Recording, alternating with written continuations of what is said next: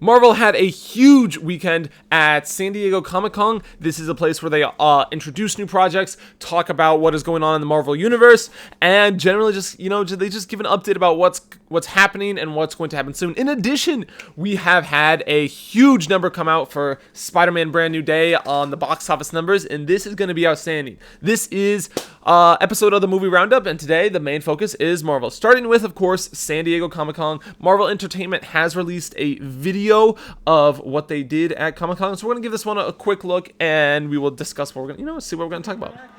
Just because the lights go out does not mean it's a sign.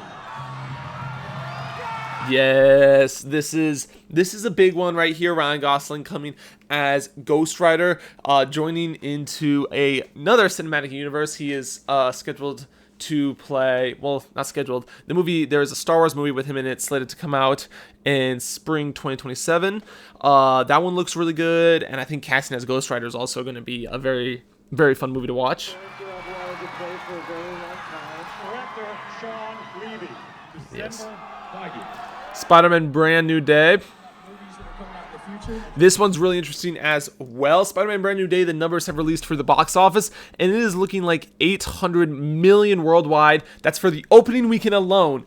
800 million. The only movie that has beaten that is Avengers, I think it was Endgame or Infinity War, one of those two, had a 1.3 billion opening. So second place is still insane. That is a huge number. But let's continue. Right, that's what we're doing here.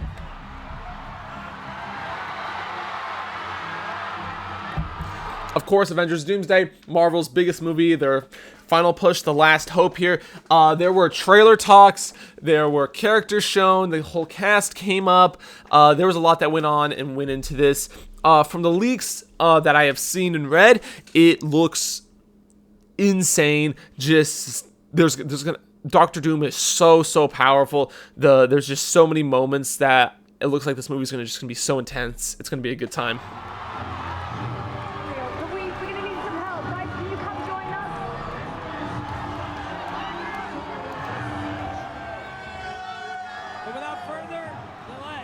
Robert Downey Jr.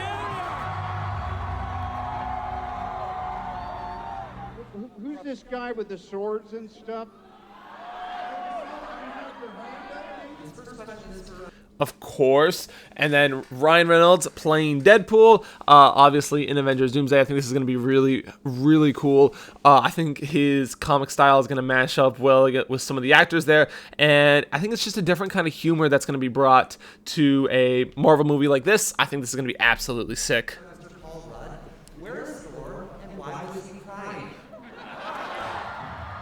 Black Panther 3, their next huge movie, and of course this big announcement coming right up here.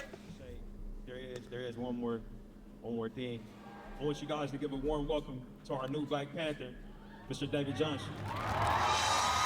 And of course the new Black Panther with Black Panther 3. Another talk we're going to get to later on in the video. Privilege and the blessing to join. So, there you go. Huge weekend at San Diego Comic-Con. And, wow, there's just a lot to get to. We'll start off with the little one, I guess.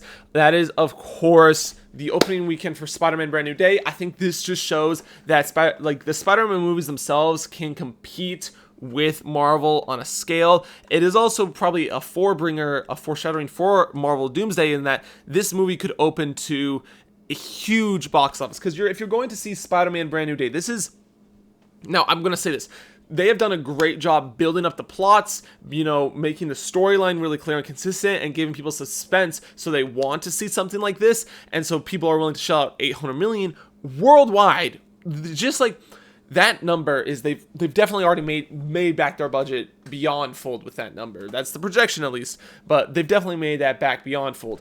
And it's one of the biggest box office openings ever. So if they're willing to see that for an individual superhero, what's going to be like for Doomsday, where it's potentially one of the biggest mashups in history. There's so many different heroes, so many different storylines, so many different universes, so many different fan bases coming together on this one.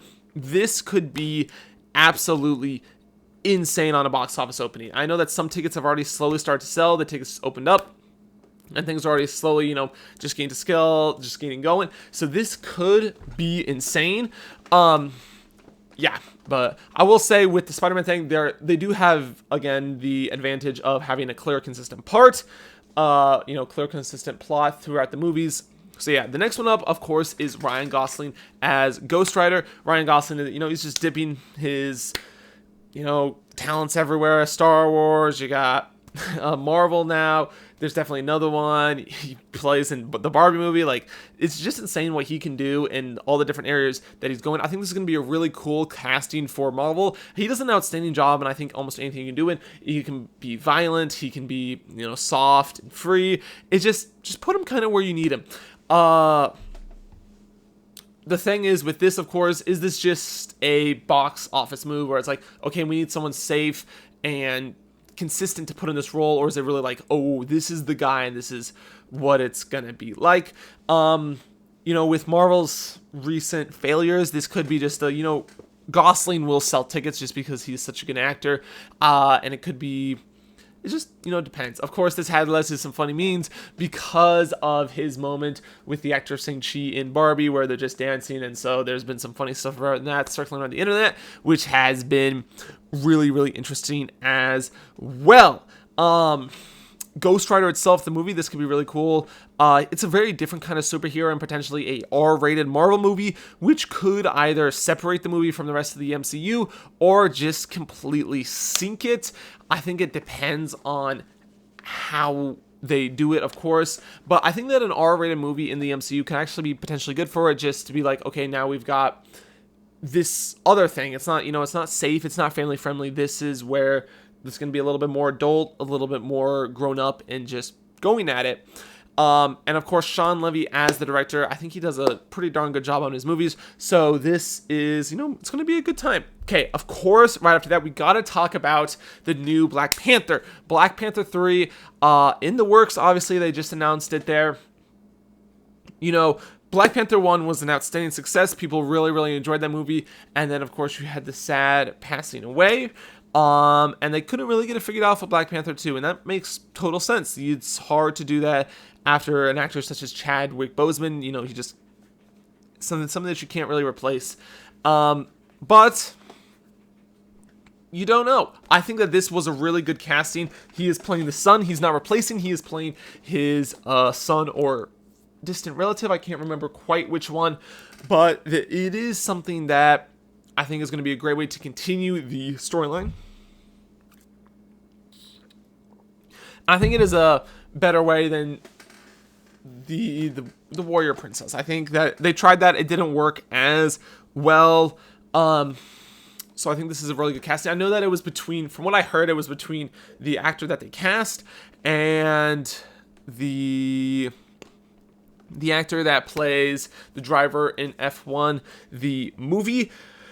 I think that either one would have done an incredible job. But I think this is a good casting hire, and he seems like the type of guy that's he's not gonna be the same, like, just really, really intense as Chadwick Boseman. He doesn't look that way. But I do think it'll be a good casting hire for this, and a great way to bring a new Black Panther into the universe. Of course, this movie is looking like a 2028 release date.